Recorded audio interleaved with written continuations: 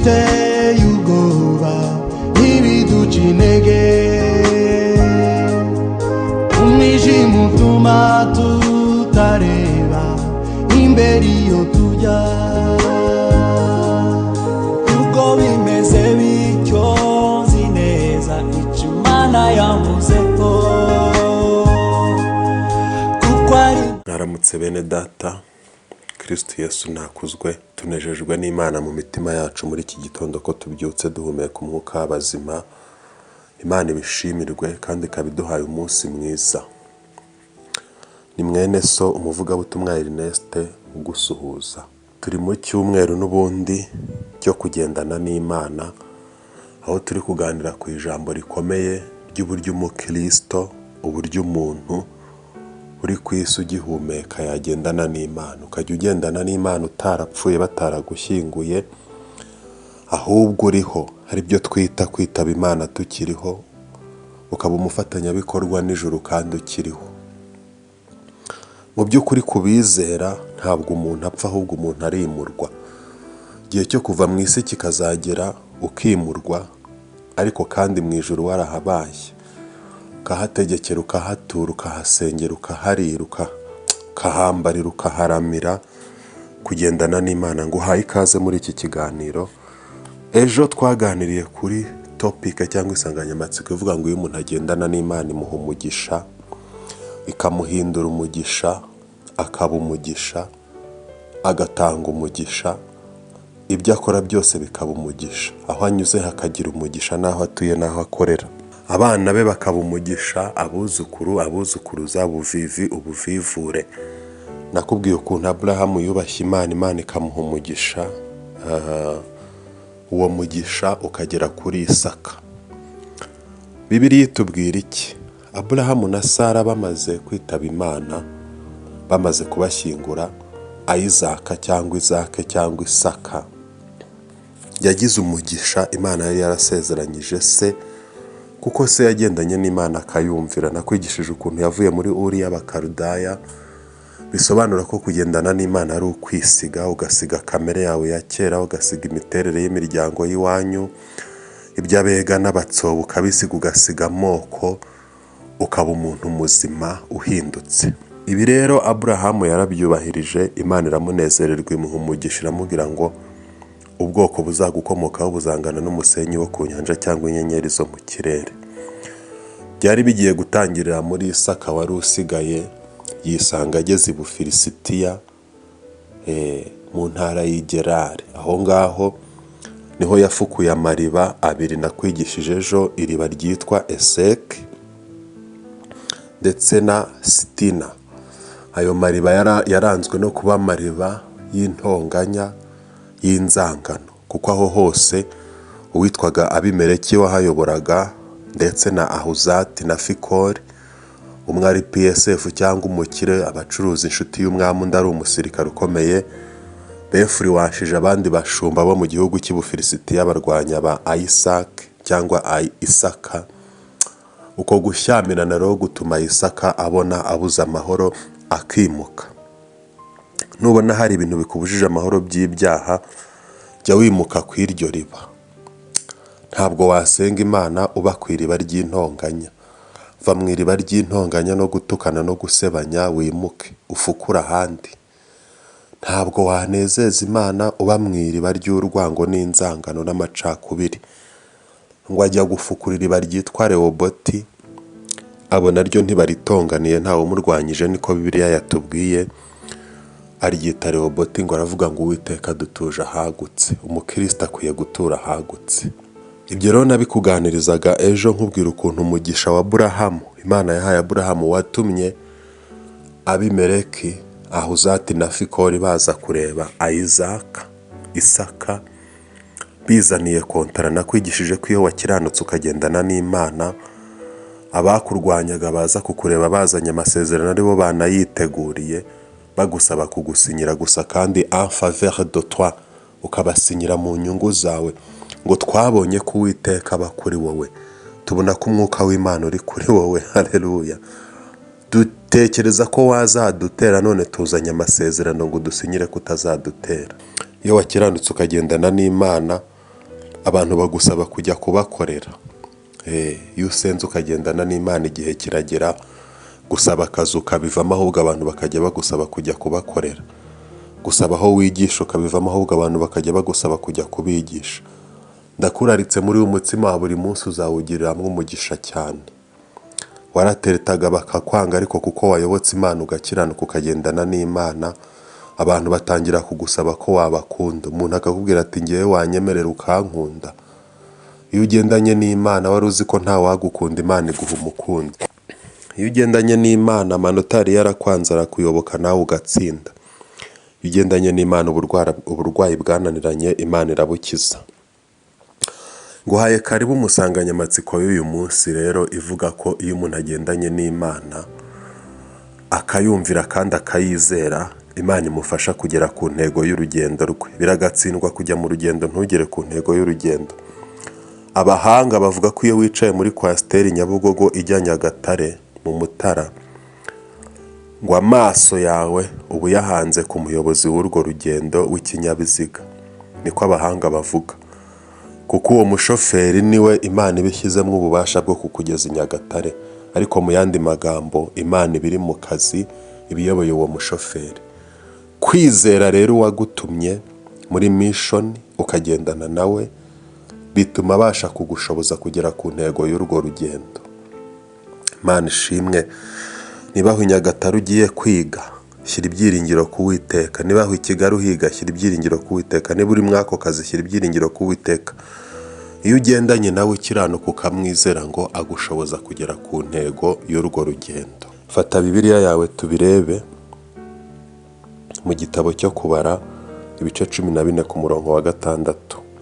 Kubara 14:6.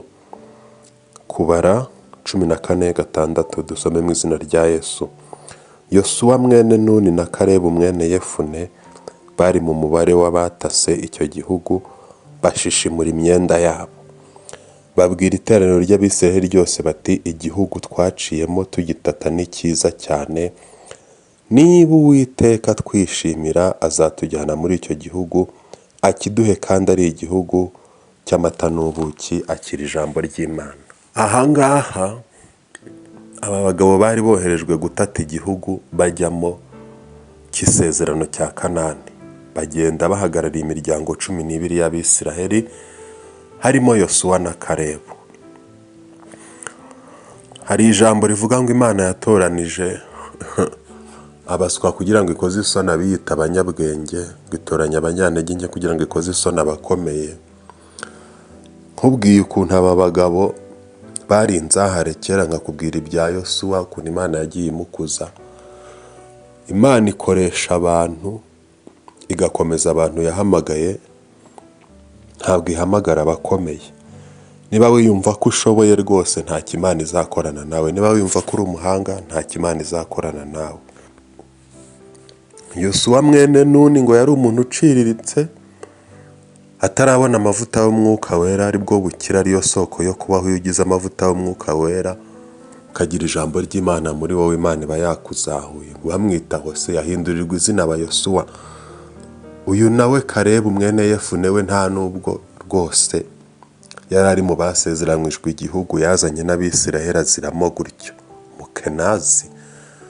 Nyamara aba bombi nibo baruse abandi mu maso y'Imana. Imana iranezerwa iravuga ngo mfite abantu. Reka twihute, kuko iki kiganiro cy'iki gitondo kigomba kujya kiba kigufi, ukagira umunsi mwiza wumva ijambo ry'Imana kandi ridatinda. Ngo nuko abagabo 12 bahagarariye imiryango 12 y'Abisiraheli bajya gutata igihugu. Abandi bagezeyo, aho kwibuka amaso ko bagomba kuyahanga ku mukuru w'urugendo nk'uko nakubwiye, barangarira ibyo mu gihugu. Bakajya babona ngo abagabo bari mu gihugu b'Abanaki ngo ari banini kandi ari barebare, ngo batangira kwibona ari inzige. Imana ifite agahinda ku iyi si ya none. Umuntu yahaye isezerano ko izamuha imodoka, yagenda mu mujyi, imijyi ni myinshi ku isi, ari kugenda n'amaguru igihe cyo kubona imodoka kitaragera, yabona imodoka imutambutseho akumva we ntacyo ari cyo, pari raporo no kubona imodoka. Imana izaguha imodoka mu buryo bwayo, kuko iyo iza kubona ufite ubwenge bwawe n'uburyo wayibona, ntabwo Imana ivuga ibintu ufite, Imana ivuga ibintu iguhaye cyangwa izaguha. Ngo bakibona ari nk'inzige, barangarira muri ibyo, bananirwa kwizera Imana. Imana iri mu ijuru irababara, ibakatira urwo gupfa batarabimenya. Iyo ubuze kwizera Imana no kuyiringira, ibona ari nk'aho ntacyo uri kumara ku isi. Umumaro wawe ku isi ni ukugaragaza Imana. Hari korali yaririmbye indirimbo iravuga ngo ubuzima bwawe bujye bwerekana umurimo Kristo yakoze muri wowe. Ni korali yitwa Silowamu. Ubuzima bwawe bukwiye kugaragaza Imana, ukagaragariza abantu ko Imana uyifitiye icyizere, ukayihamya, ukavuga mu bandi ibyo yagukoreye udafite isoni n'ikimwaro. Ngo nuko bamaze kubwira Abisirayeli ngo ntaho tugana, birutwa nuko twari kuguma mu Egiputa, ngo abo bagabo iyo tubari iruhande tubona tumeze nk'inzige, niko twabibonye. Dusomye ijambo rikomeye ngo Yosuwa na Kalebu bagira ifuhe, bashishimura imyenda yabo, ikimenyetso cy'uburakari. Barakazwa n'ukuntu abantu bavuza Imana nabi. Umuntu navuga Imana nabi mwicaranye ujya urakara, navuga Imana nabi uhari ujya umunyomoza. Imana yacu ikwiye kuvugwa neza kuko irashoboye, irakiza, iratabara, irabohora. Ngo bahita babanyomoza, babwira iteraniro ry'Abisirayeli, baribwiza ukuri, baravuga ngo iki gihugu niba Uwiteka twishimira tuzagitahamo, kandi abo bagabo tuzabarya nk'imitsima idasembuye. Nta musozi urumbaraye rero amasengesho atahirika. Gusenga nakubwiye ko ari ukwihana, ukamaraho, ukizera Imana, kandi ugaha Imana umwanya, ukayiha igihe kirekire cyo kubana nayo. Ngo baravuga ngo tuzabamaraho duture mu icyo gihugu. Kalebu na Yosuwa mu bagiye gutata nibo barokotse.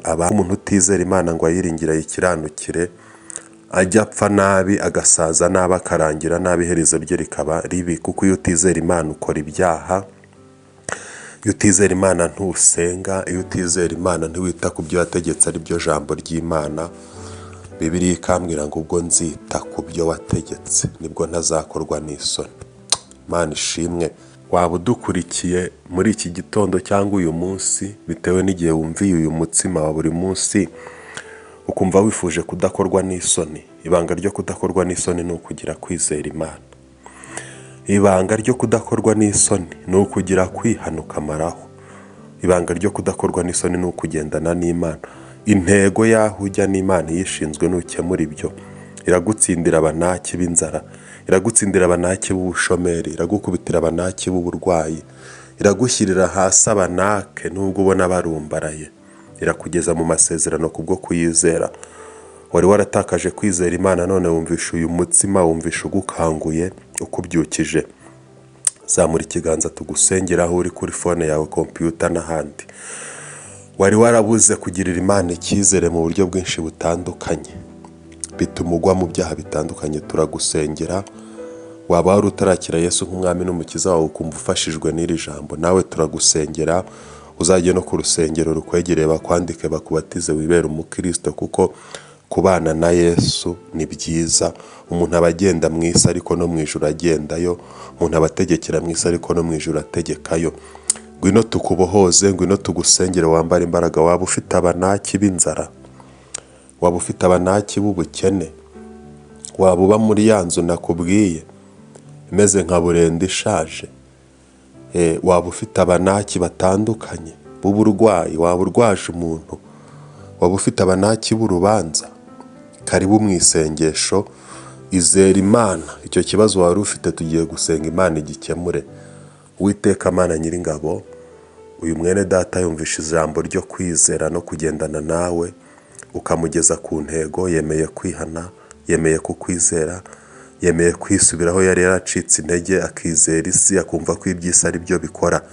Mukiza ubu burwayi, mubabarira ibyaha, mukiza ubu bushomeri, mwambika imbaraga, mukomereza amaboko, muzahure, umurengere, umuremere ishimwe azatambutsa avuga ko uyu mutsima wa buri munsi abantu bafata wamuhembuye, ukamugirira neza. Ndagushimiye kuko uzi igitangaza kidasanzwe, kandi ugatanga umunsi w'umugisha, icyumweru cy'umugisha, ukwezi k'umugisha, guhembuka, icyubahiro n'icyano n'iteka byose urakoze. Amen. Imana ibahe umugisha.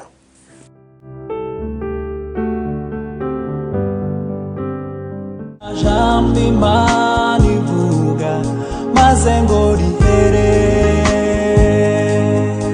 isi yuzuye ibiteye ubwoba n'ibiduca intege, umwijima utuma tutareba imbere iyo tujya. Nubwo bimeze bityo nzi neza icyo Imana yavuze ko